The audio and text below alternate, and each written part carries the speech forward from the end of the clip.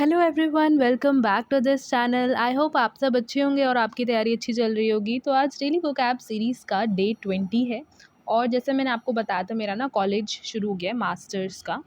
सो उस वजह से थोड़ी सी रेगुलरिटी लाने में दिक्कत हो रही है, बट मैं धीरे धीरे कॉप अप करूँगी। और अभी तो 2-3 दिन ही हुए हैं इसलिए, बट जल्द ही ये डेली होते रहेगा, उसके लिए माफ़ी है। एंड बहुत सारे स्टूडेंट्स एस्पिरेंट्स को ये वोकैब सीरीज़ में बहुत हेल्प मिल रही है और वो मुझे दिख रहा है, वो मुझे चेंजेस दिख रहा है, कमेंट्स आने लग रहे हैं, तो वो मुझे बहुत ही ज़्यादा मोटिवेट कर रहा है, मुझे पुश कर रहा है ये फैक्टर कि मुझे नहीं कंटिन्यू करते रहना है, कितनी भी बिज़ी हो वही करना है। ठीक है? तो अ, मैं पूरी कोशिश करूँगी, बस आप लोग ऐसे ही प्यार दिखाते रहिएगा। Without any time waste start करते हैं, बीच में बाकी बातें कर लेंगे। सो आज जैसे डे 20 है, पहले शुरुआत करते हैं। आज का पहला वर्ड है अबेट। अबेट जो कि वर्ब है, हमने पहले भी किया है। अबेट मतलब कम होना या कम करना, कोई चीज़ आपने कम कर दिया या कम हो जाना, उसको बोलते हैं। इसका सिनोनिम हो जाएगा डिक्रीज़ करना, डिमिनिश करना, लेसन करना। इसका उल्टा क्या हो जाएगा? बढ़ा देना, यानी इंक्रीज़ करना, इंटेंसिफ़ाई करना, बढ़ा देना, एस्केलेट करना, बढ़ा देना। समझ में आ गया? The heavy rain finally begin to abate by evening. जैसे आजकल बारिश का मौसम है, तो हम क्या बोल सकते हैं कि यार सुबह से इतनी तेज़ बारिश हो रही थी, बहुत भयंकर हेवी रेन हो रही थी, फाइनली अब वो शाम तक आते-आते कम होने लगी है, ऐसा बोलते हैं ना। तो इसको हम कैसे बोल सकते हैं? फाइनली जो हेवी रेन है बिगिन टू अबेट, यानी कि वो कम होने लगी है। अबेट मतलब कम होने लगी है बाय इवनिंग, शाम होते-होते वो कम होने लगी है। ऑल्सो जैसे कि जानते होंगे, ये उन सब के लिए भी हेल्पफुल है अभी जिनका एमटीएस का एग्ज़ाम चल रहा है। तो आप वो भी देख सकते हैं, वो लोग भी देख सकते हैं, क्योंकि देखो ये एएसओ मैंने आपको पता है, मैं हर वीडियो में बताती हूँ, बट जो नए हैं उनको बताना ज़रूरी है। ये एएसओ लिखा है कि सो दैट जो जितने भी एएसओ एस्पिरेंट्स हैं उन्हें एक ही जगह सारी चीज़ें मिल जाएँ। इसीलिए बस मैंने लिखा है, क्योंकि ऐसे अलग से किसी ने नहीं किया है, यूट्यूब पे मिलना मुश्किल होता है। एक सैटिस्फैक्शन होता है कि हाँ, हम सही कर रहे हैं। बट आप सब जानते हो, थोड़ा कॉमन सेंस लगाओ कि जो डेली वोकैब है वो तो हर जगह काम आता है, राइट? तो ये मतलब हाँ, मैं ये बात बोलूँगी कि ये DSSB के पैटर्न के अकॉर्डिंग ज़्यादा हेल्पफुल होगा। बट ये चीज़ें तो है ही जो हर जगह काम आती हैं, है ना? DSSB के जितने भी एग्ज़ाम हैं उसमें आपको हेल्पफुल मिलने वाला है। इनफैक्ट अगर अब नहीं भी है, एसएससी वगैरह, उसमें भी हेल्प मिलेगा ही। नॉलेज तो ऐसी चीज़ है जो आपको मिलती ही है, हर जगह काम आ ही जाती है, इंटीग्रेट हो ही जाता है नॉलेज, है ना? और वो भी वोकैब है, तो वोकैब तो ऐसा तो नहीं है हर जगह अलग-अलग होता है। हाँ, वो पीवाईक्यू करोगे तो आपको हर अलग-अलग एग्ज़ाम का थोड़ा-सा पैटर्न में डिफ़रेंस देखने को मिल सकता है, लेवल में डिफ़रेंस देखने को मिल सकता है, बाकी चीज़ें सेम ही हैं, है ना? चलो जल्दी से कर लेते हैं। कैंडिड है हमारा सेकंड वर्ड। कैंडिड मतलब आप जो है खुलकर और ईमानदारी से बात करना। खुलकर और ईमानदारी से बात करना, हमने कैंडिड पहले भी किया है। जैसे हम कैंडिड फ़ोटो लेने के लिए बोलते हैं, हालाँकि उस चीज़ में ये एकदम उल्टा है। 1 मिनट जस्ट, उल्टा कैसे है? क्योंकि हम कैंडिड फ़ोटो किस लिए बोलते हैं, ताकि ऐसा लगे कि बहुत हमने मतलब बहुत रियल है, बहुत रियल फ़ोटो ली है, कि किसी ने फ़ोटो नहीं लिया, हम अपना काम कर रहे थे और किसी ने क्लिक कर दिया, हम वैसा दिखाना चाह रहे थे। तो उसका मतलब क्या हुआ कि हम जो है रियल दिखाना चाह रहे थे कोई चीज़, है ना? जो ऑनेस्ट हो, देखो ऑनेस्ट हो, फ्रैंक हो, स्ट्रेट फॉरवर्ड हो। यहाँ पे इंग्लिश के टर्म्स में हम इस तरह से देख सकते हैं, बट कैंडिड का मतलब इसलिए हम कैंडिड फ़ोटोज़ चाहते हैं। बट कैंडिड के लिए एक्चुअली कैंडिड सिर्फ जो इसका मतलब है रियल लगने के लिए हम फेक पोजेज़ वगैरह करते हैं ना, तो वो वहाँ पे थोड़ा-सा डिफ़रेंस हो जाता है। बाकी कैंडिड का मतलब समझ में आ गया? फ्रैंक होना, आप स्ट्रेट फॉरवर्ड एकदम चीज़ें घुमा-फिरा के बात नहीं करते हो, जो बात है वही बोलोगे सीधे-सीधे, ऑनेस्ट हो, फ्रैंक हो। एंटोनिम हो जाएगा आप डिसीटफुल हो, बातें घुमा-फिरा के करने की आदत है यार, कुछ बोलते नहीं हो सही से, जितना पूछा उतना बता दिया। रिज़र्व्ड हो, डिसऑनेस्ट हो, है ना? ईमानदार नहीं हो, बेईमान हो। She gave a candid opinion about the project के बारे में, उसने बहुत ही कैंडिड ओपिनियन दिया, यानी कि ऑनेस्ट ओपिनियन दिया। थर्ड वर्ड है हमारा डोंट, जो कि वर्ब है। किसी का हौसला तोड़ देना या डरा देना को हम क्या बोलते हैं? आप जैसे हॉन्ट होता है ना, हॉन्ट से डोंट याद रखो। हॉन्ट मतलब क्या होता है? हॉन्टिंग प्लेस होता है, या हॉन्टिंग प्लेस होता है, हॉन्टेड प्लेस। हॉन्टेड किससे बना है? हॉन्ट से ही बना है। तो आप ऐसे समझ लो, हॉन्ट मतलब क्या हो? डरा होता है, डरा देना, इसी से रिलेटेड है कुछ डोंट। ठीक है? डोंट मतलब किसी का हौसला तोड़ देना या उसको डरा देना, कि आपने उसको डरा दिया, आपने उसको डिस्करेज किया यार। इनकरेज करने के बजाय क्या किया? डिस्करेज किया, इंटिमिडेट किया, फ्राइटन किया। इसका उल्टा हो जाएगा कि नहीं, आपने उसको बढ़ावा दिया, आपने उसको इनकरेज किया, इंस्पायर किया, मोटिवेट किया। राइट। अच्छा, मोटिवेट करने के लिए अब कोई एक्शन हम चाहते हैं कि यार ये वाला एक्शन आप कर दो, हम उसके लिए बस थोड़ा सा धक्का मारने की ज़रूरत है, जैसे मोटिवेट करने की ज़रूरत है, उसको हम क्या बोलते हैं, गैल्वेनाइज। क्या बोलते हैं, गैल्वेनाइज। ठीक है, ये ध्यान रखना। तो don't let one failure don't your confidence. सिर्फ एक बार फेल होने की वजह से उस वन फेलियर को आप अपने कॉन्फिडेंस, उस वन फेलियर से आप अपने कॉन्फिडेंस को हरा नहीं सकते हो, आप अपने कॉन्फिडेंस को डरा नहीं सकते हो। डोंट लेट, ऐसा मत करने दो अपने सिर्फ एक फेलियर को अपने कॉन्फिडेंस अपने सिर्फ एक फेलियर से अपने कॉन्फिडेंस को डराना मत, है ना? अपने कॉन्फिडेंस को डरने मत देना, अपने कॉन्फिडेंस का जो हौसला है वो तोड़ना मत। समझ में आ गया? हो सकता है आप एक बार फेल हो जाओ, बट उससे आपको बहुत कुछ सीखने को मिलेगा, राइट? सो डोंट मत करना अपने कॉन्फिडेंस को कभी भी फेलियर की वजह से। ये डोंट मत करना यानी कि हौसला मत तोड़ना, डराना मत। ठीक है? ये एग्जाम्पल में मैं इसलिए टाइम देती हूँ ना, क्योंकि जब जिस वर्ड में हम जितना टाइम देते हैं ना, वो चीज़ें, वो वर्ड इतना याद होता है। ये मैंने अब खुद भी एक्सपीरियंस किया और आप भी नोटिस कर रहे होगे, अगर आप डेली जुड़ रहे हो मेरे साथ। Fourth word is emulate. Emulate is verb, यानी किसी अच्छे व्यक्ति की तरह बनने की कोशिश करना, कि आप जो है किसी को कॉपी करना की कोशिश करें, बट ऐसे नहीं कि आँख बंद करके कुछ भी कॉपी। जो अच्छे व्यक्ति बनने की कोशिश कर रहे हो आप, जो उसमें अच्छी चीज़ें हैं सामने वाले पर्सन में, उसको आप कॉपी करने की कोशिश कर रहे हो मान लो, तो आप एम्यूलेट करने की कोशिश कोशिश करो, किसी को फॉलो करने की कोशिश कर रहे हो, कॉपी कर रहे हो, इमिटेट कर रहे हो। इमिटेट मतलब भी क्या होता है, नकल उतारना। एंटोनिम हो जाएगा इग्नोर कर रहे हो, डिफर कर रहे हो, डेविएट कर रहे हो। इग्नोर करना, डिफर मतलब अलग अलग एकदम, डेविएट मतलब एकदम ही अलग अलग। Many young players try to emulate their, अपने फेवरेट एथलीट्स को कई सारे यंग प्लेयर्स जो है एमुलेट करने की कोशिश करते हैं। एमिनेंट, एमिनेंट यहाँ पे एडजेक्टिव है, जो बहुत जल्द होने वाला है, बहुत जल्द कुछ ना कुछ होने वाला है। ठीक है, उसको हम क्या बोलेंगे, एमिनेंट। एक ई से भी शुरू होता है, उस वो अलग है, ये है हमारे इमिनेंट। ठीक है, सॉरी, इसको आप इमिनेंट बोल लो, वो एमिनेंट हो जाएगा। इसको आप इमिनेंट बोल दो, एडजेक्टिव है। इम्पेंडिंग हो गया, अप्रोचिंग हो गया, नियर हो गया, मतलब वो पास है, आने वाला है, कोई चीज़ जल्द होने वाली है। ओके, मैं बहुत ज़्यादा एनर्जी में बोल रही हूँ, उस वजह से अभी मुझे बहुत आगे तक बोलना है। सो अभी से ही दर्द शुरू हो गया, थोड़ा सा मैं धीरे हो जा रही हूँ, ठीक है? सो इसका एंटोनिम हो जाएगा डिस्टेंट, आप दूरी बना रहे हो। रिमोट, दूरी है। अनलाइकली मतलब अभी नहीं होने वाला है। The dark cloud suggested that rain was imminent. Monsoon का सीज़न है और उसी से रिलेटेड एग्जाम्पल्स आ रहे, तो मज़ा आ रहा होगा। मतलब मैं यहाँ पर हूँ दिल्ली में, तो यहाँ पे तो बारिश का मौसम है, चल ही रहा है, तो बाकी आसपास भी हो ही रहा होगा। सो क्योंकि देखो ऊपर काले बादल छा गए हैं, तो अब जो है बारिश आने वाली है, ऐसा बोलते हैं ना हम। यानी कि रेन वॉज इमिनेंट मतलब वो आने वाला है भाई। लेथार्जिक, लेथार्जिक मतलब हमने कई बार कर दिया है, एडजेक्टिव है, बट चीज़ें रिपीट होना ज़रूरी है हर सीरीज़ में। कुछ कुछ वर्ड्स रिपीट जितने बार होते हैं उतनी बार वो हमें याद हो जाते हैं, ठीक है? ये आप खुद बताना, जो रेगुलर है उन्हें समझ आ रहा होगा कि कोई कोई वर्ड हमें एकदम दिमाग में चढ़ गए हैं। सुस्त, लेथार्जिक मतलब क्या, लेजीनेस, लगिश, इनएक्टिव। सुस्त या ऊर्जा की कमी महसूस करने वाला। ओके, एंटोनिमस की आप बहुत एनर्जेटिक, एक्टिव, विगरस फील करें। I felt lethargic after sleeping very late. मैं आज रात में बहुत ज़्यादा लेट सोया था, इसलिए मैं बहुत ज़्यादा सुबह उठ करके लेथार्जिक फील कर रहा हूँ, स्लगिश फील कर रहा हूँ, इनएक्टिव फील कर रहा हूँ, बहुत ज़्यादा मतलब आलस आ रहा है मुझे। पॉन्डर, पॉन्डर भी हमने किया है। पॉन्डर मतलब गहराई से सोचना, ठीक है? वर्ब है ये, गहराई से सोचना। इसका सिनोनिम हो जाएगा रिफ्लेक्ट करना, कॉन्टेम्पलेट करना, कंसिडर करना। एंटोनिम हो जाएगा, नहीं आप इग्नोर कर रहे हो, नेग्लेक्ट कर रहे हो, डिसरिगार्ड है कर रहे हो। Take a few minutes to ponder before making an important decision. कोई भी इम्पॉर्टेंट डिसीजन लेने से पहले आपको थोड़ा सा उसके बारे में गहराई में विचार करने की ज़रूरत है, उसके बारे में सोचने की ज़रूरत है, रिफ्लेक्ट करने की ज़रूरत है। तो इस चीज़ को अगर हमें बोलना हो तो हम बोलेंगे you need to ponder for a few minute before making any important decision, right? Okay, ponder मतलब समझ में आ गया, रिफ्लेक्ट करना, गहराई से सोचना।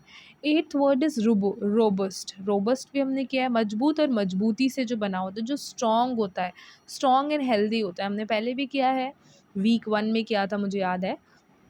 तो स्ट्रॉन्ग हो गया, स्टर्डी, रेजिलेंट। एंटोनिम हो जाएगा वीक है, बहुत ही नाजुक है, फ्रेजाइल है, डेलिकेट है। The company has a robust security system, मतलब सिक्योरिटी सिस्टम कंपनी का कैसा है, रोबस्ट है। रोबस्ट मतलब कि बहुत ही ज़्यादा स्ट्रॉन्ग है।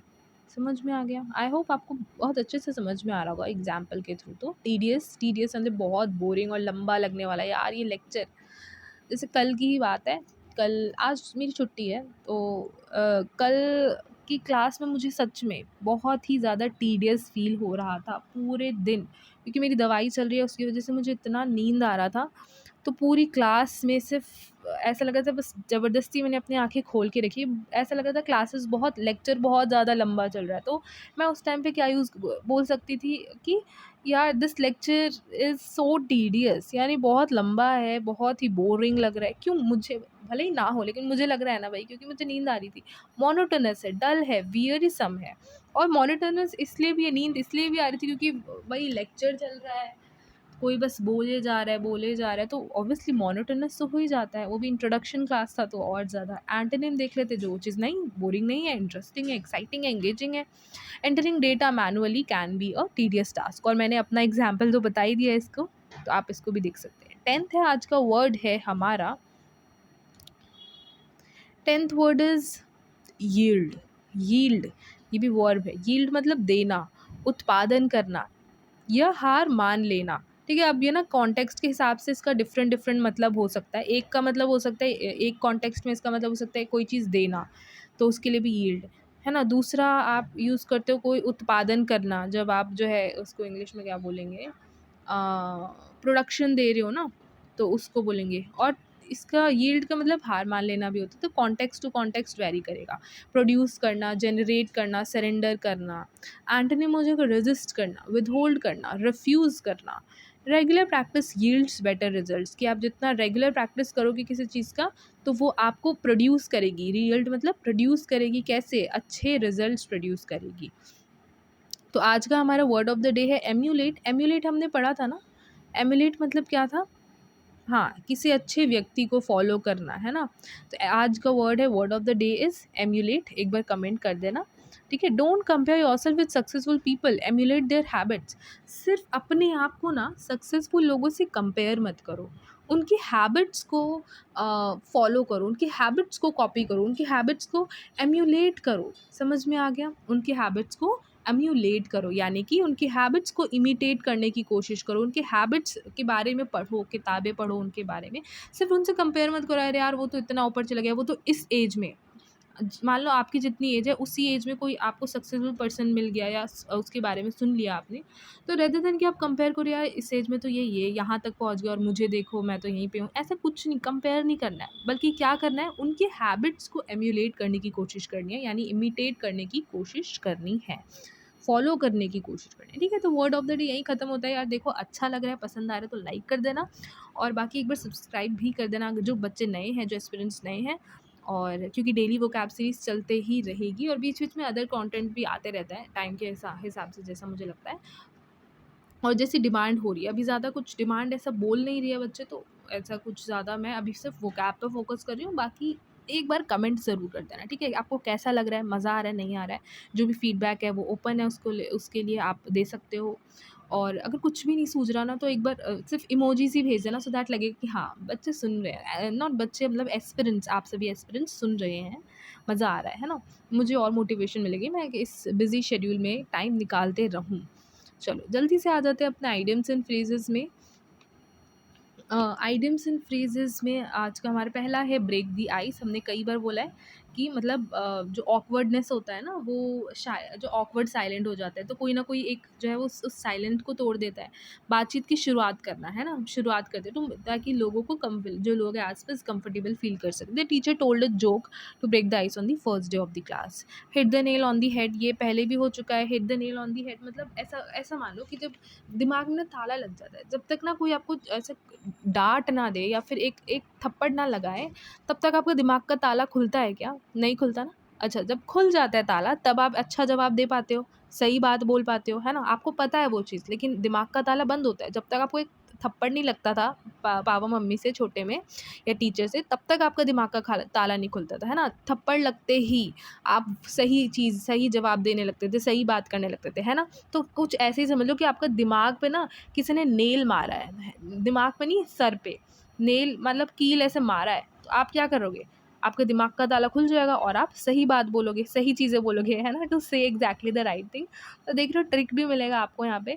तो ऐसे क्योंकि मैं भी स्टूडेंट हूँ अभी, तो फिर मुझे भी रिक्वायरमेंट पता है कि क्या चीज़ें ज़रूरी है, और एक अलग सा प्रेशर होता है याद कैसे करने हैं, ये वो चीज़ें। तो मैं अगर सॉल्यूशन ढूँढने की उस कोशिश पूरी करती हूँ, क्योंकि मैं खुद स्टूडेंट हूँ, तो मैं स्टूडेंट का पर्सपेक्टिव मैं देख पा रही हूँ।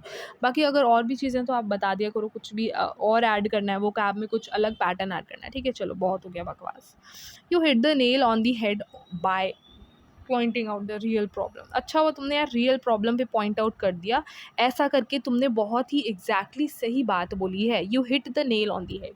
थर्ड है हमारा पीस ऑफ केक, यानी कि यार ये तो बहुत आसान काम है। ऐसा बोलते नहीं तो बाएं हाथ का खेल है मेरा, तो वैसे ही बोलते हैं यार ये तो छोटा सा केक का टुकड़ा जैसा काम है, ऐसा बोलते हैं ना, यानी बहुत आसान काम है। Something is very easy. This English section was, अब देखा आप डेली डे 20 तक हम पहुँच गए हैं। मान लो जिस दिन ASO का पेपर होगा उससे एक वीक पहले तक अगर आप देखोगे 100 डेज़ 150 डेज़, ठीक है, तब तक तो आपका जो इंग्लिश सेक्शन है या आपका जो वोकैब सेक्शन है, वोकैबलरी जो है, एक आपका पीस ऑफ केक हो जाएगा आपके लिए। वोकैबलरी कैसा हो जाएगा? पीस ऑफ केक हो जाएगा, यानी कि बहुत ईजी हो जाएगा। देखो मैंने एग्जाम्पल भी बता दिया, ये एग्जाम्पल पढ़ने की ज़रूरत नहीं है। Once in a blue moon ये भी हमने कर चुका है, तो समझ लो आज का आपका रिविजन डे चल रहा है। बहुत ही कम, मतलब ऐसा बोलते हैं ना यार ये तो ईद का चाँद हो गया था फ्रेंड्स के सर्कल वगैरह में, है ना, कि बहुत टाइम बाद कोई आता है, मिल रहा है, कि अरे तुम मिलना ही बंद कर दिया ऐसा करके। तो once in a blue moon जो दोस्त, मतलब ऐसे मान लो बहुत हज़ारों लाखों टाइम बाद मिलने आता है, बहुत टाइम बाद मिलता है। Once in a blue moon यानी वो कभी कभी दिखता है, बहुत rarely. We ate outside once in a blue moon, कि हम बाहर जो है once in a blue moon खाते हैं, यानी बहुत रेयरली खाते हैं बाहर। स्पिल द बीन्स मैंने बताया था यार, सीक्रेट उगलो ना, उगलो, राज की बात खोल देना, रिवील करना। स्पिल द टी भी बोलते हैं। Don't spill the T, beans, sorry, don't spill the beans about the surprise party. Surprise party के बारे में यार अपना मुंह मत खोलो, राज मत खोलो, रहने दो उसको। चलो ये रहा एजुकेशनल बड़ी, आप इसको सब्सक्राइब कर लेना, बेल आइकन भी दबा देना, सो दैट जो भी वीडियो अपलोड हो ना सबसे पहले आप तक पहुंचे। चलो वन वर्ड सब्सटीट्यूशन कर लेते हैं। अच्छा, मोस्ट इम्पॉर्टेंट थिंग जो मैं भूल गई हूँ, कि इसका पीडीएफ आपको कहाँ मिलेगा? आपको टेलीग्राम चैनल में मिल जाएगा, जिसका लिंक डिस्क्रिप्शन बॉक्स में है, ठीक है। और अगर आपने इससे पहले की डेज़ मिस किए हैं और आप देखना चाहते हो, Sunday special, Saturday special, test देना चाहते हो, तो वो सब आपको इसका प्लेलिस्ट में मिल जाएगा। ASO DSSB ASO वोकैबलरी का एक प्लेलिस्ट बनाया मैंने, ठीक है, तो वो आप वहाँ पे जाके देख सकते हो, बाकी डेज़ के मिल जाएंगे। चलो जल्दी से वन वर्ड सब्सटीट्यूशन करते हैं। सिस्मोलॉजिस्ट, पहला है हमारा सिस्मोलॉजिस्ट, यानी जो अर्थ के बारे में पढ़ाई करता है, जो earth, sorry not earth, sorry earthquake के बारे में जो स्टडी करता है, जो अर्थक्वेक को भूकंप बोलते हैं ना, भूकंप जो आता है, हाँ, जो भूकंप का अध्ययन करता है, उसके बारे में जो पढ़ाई करते हैं उसको क्या बोलते हैं? Seismologist, a scientist who studies earthquake. चलो आई डोंट थिंक इसमें हमें एग्जाम्पल देखने की ज़रूरत है, बाकी आप पढ़ सकते हो खुद से भी। आर्कियोलॉजिस्ट कौन होते हैं? जो एंशियंट ह्यूमन सोसाइटीज़, जो पुराने टाइम में जो ह्यूमन सोसाइटीज़ चल रहे थे, उनको जो स्टडी करते हैं। जैसे अभी हम हिस्ट्री में, आप एंशियंट हिस्ट्री वगैरह में जो पढ़ते हो कि पहले पहले हड़प्पन सिविलाइजेशन था, ये सिविलाइजेशन था, ये अपने आप तो नहीं लिखा होगा, है ना। तो ये कुछ साइंटिस्ट हैं, जो लोग हैं जो इसके बारे में पढ़े होंगे, इसके बारे में खोज की होगी, तो उन लोगों को आर्कियोलॉजिस्ट कहते हैं, जो एंशियंट ह्यूमन सोसाइटीज़ के बारे में स्टडी करते हैं, पुरातत्व का अध्ययन करते हैं, उनको बोलते हैं। अब जो वेदर के बारे में, है ना, मौसम के बारे में पढ़ाई करते हैं, स्टडी करते हैं, नॉट पढ़ाई बोलेंगे, सॉरी यहाँ पे पढ़ाई, वो सॉरी, स्टडी का मतलब पढ़ाई नहीं है यहाँ पर, जो मतलब उस बारे में रिसर्च करते हैं ना, उस बारे में अध्ययन करते हैं, आप कह सकते हो, उस बारे में खोज करते हैं, ठीक है, ज़्यादा से ज़्यादा चीज़ें जानने की कोशिश करते हैं, ठीक है, उसको हम क्या बोलेंगे? मेटीरोलॉजिस्ट, ठीक है। अ साइंटिस्ट, देखो पढ़ाई नहीं करता है, वो साइंटिस्ट है ना, मतलब पढ़ाई करके वो साइंटिस्ट तो ऑलरेडी बन गए हैं, तो वो पढ़ाई वो उस सेंस में नहीं था, जैसे हम एग्ज़ाम क्लियर करने के लिए पढ़ाई कर रहे हैं, उस सेंस में नहीं था कि वो वेदर के लिए, जैसे हम एजुकेशन में मैं पढ़ाई कर रही हूँ, तो उस सेंस में नहीं बोला था मैंने, ठीक है। रिसर्च करना बेसिकली वेदर के बारे में, उसको हम क्या बोलेंगे? मेटीरोलॉजिस्ट, जो मौसम का अध्ययन करते हैं। हाँ, मेटेरोलॉजिस्ट ने प्रेडिक्ट किया कि आज जो है बहुत भारी बारिश होने वाली है। आर्किटेक्ट कौन होते हैं? जो बिल्डिंग्स डिज़ाइन करते हैं, उनको क्या बोलते हैं? जो इमारतों का डिज़ाइन बनाते हैं, उनको क्या बोलते हैं? आर्किटेक्ट। ये तो ईज़ी था। जियोलॉजिस्ट क्या होते हैं? कौन होते हैं? जो रॉक्स यानी पत्थर के बारे में अध्ययन करते हैं, रिसर्च करते हैं। अरे यार, मेरे मुँह से पढ़ाई निकल जाए ना तो उसको गलत मत समझना, मैंने बता दिया है ना। जो रिसर्च करते हैं किसके बारे में? रॉक्स के बारे में। चट्टानों और धरती की संरचना का जो अध्ययन करते हैं, ठीक है। Who studies a scientist who studies, देखो क्या लिखा है, who studies rocks and the earth के बारे में, जो ज़मीन वगैरह अर्थ के बारे में और जो रॉक्स के बारे में स्टडी करते हैं, उन साइंटिस्ट को क्या बोलते हैं? जियोलॉजिस्ट। चलो, अब जल्दी से डे 19 का रैपिड फायर रिकैप कर लेते हैं। पहला वर्ड था एब्सटेन, किसी चीज़ से जानबूझकर दूर रहना। आप जानबूझकर दूर रहना चाह रहे हो। कॉन्स्पिकुअस, जो आसानी से नज़र आ जाए। एलोक्वेंट, जो बहुत ही प्रभावशाली तरीके से बोलता हो, उसको एलोक्वेंट बोलते हैं। मीएगर मतलब बहुत कम है, कोई चीज़ बहुत अपर्याप्त है, इनसफिशिएंट है। ट्राइवियल, जो बहुत छोटी सी बात है, महत्वपूर्ण ना होना कोई बात। बेनिग्न मतलब दयालु हो, जो दयालु या नुकसान ना पहुंचाने वाला, ठीक है। ये हार्मलेस है, हार्मलेस को क्या बोलेंगे? बेनिग्न। डीटर मतलब किसी को रोकना या हौसला कम करना, ठीक है। आप किसी को रोक रहे हो या हौसला कम कर रहे हो। फोस्टर मतलब बढ़ावा देना या विकास में मदद करना। श्रेड मतलब बहुत समझदार होना, प्रैक्टिकल होना। एब्सटेन यानी किसी चीज़ से जानबूझकर दूर रहना। तो देखो, एब्सटेन 2 बार आ गया, चलो कोई बात नहीं। तो यहीं पे हमारा वीडियो जो है आज का डे 20 ख़त्म हुआ। आपको कैसा लगा ज़रूर बताना कमेंट में। मुझे ऐसा लगता है आज की एनर्जी मेरी थोड़ी अलग ही थी, भूखे पेट भी अभी जा रही हूँ खाना खाने। तो आज के लिए बस इतना ही। डे 20 यहीं पे ख़त्म होता है और इसका PDF आपको टेलीग्राम चैनल में मिल जाएगा। और अगर आपको ऐसे ही पसंद आ रहा है तो थोड़ा-सा मतलब लाइक ज़रूर कर दिया करो यार, उससे बहुत मोटिवेशन मिलती है। क्योंकि व्यूज़ आ जाते हैं, अगर 10-12 भी आ जाते तो ना, तो उस हिसाब से सिर्फ 2-3 लाइक्स ही रहते, तो ये थोड़ा-सा डिसहार्टनिंग होता है मेरे लिए। बाकी कमेंट भी कर देना, और अगर आप सब्सक्राइब कर रखा है तो बहुत अच्छी बात है। बाकी हम नेक्स्ट डे में मिलते हैं, तब तक के लिए गुड बाय, अपना ख़्याल रखिए और ऐसे ही पढ़ते रहिए। That's all for today, bye.